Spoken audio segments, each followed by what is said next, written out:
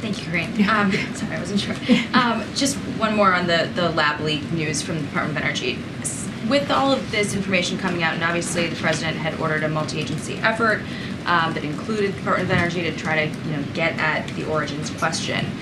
But looking, with hindsight 2020, and now these conclusions coming out from parts of this administration, was it prudent to have at the time some administration officials voicing support for one origins theory over another, like Dr. Fauci did in a couple instances? He said, my belief is that it's most likely natural transmission.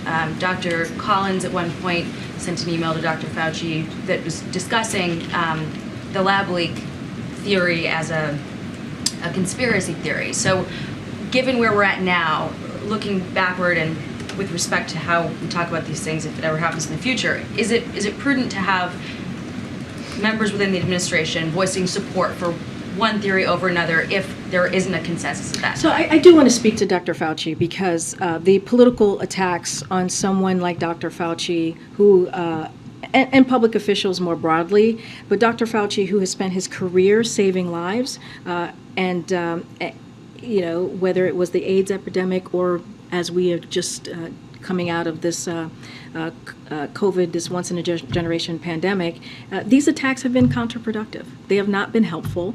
This is someone, again, who has spent his almost entire career fighting for the well-being, the health of the American people. And so I just want to call out the political attacks. I think, again, it's not been helpful. Dr. Fauci himself has said he agrees with the president that we needed to get to the bottom of this, to get to the bottom of where COVID originated. And that's what the president did from almost certainly the first few months of his administration. And we have been grateful. Again, we have been grateful to Dr. Fauci's wisdom. We've been grateful to Dr. Fauci's advice during the COVID response. And we have been very, very clear here. We need to know more. We need to get to the bottom of how COVID-19 originated, and so that is why the president directed his IC and his intelligence community to get to the bottom of this. And so I'll leave it there.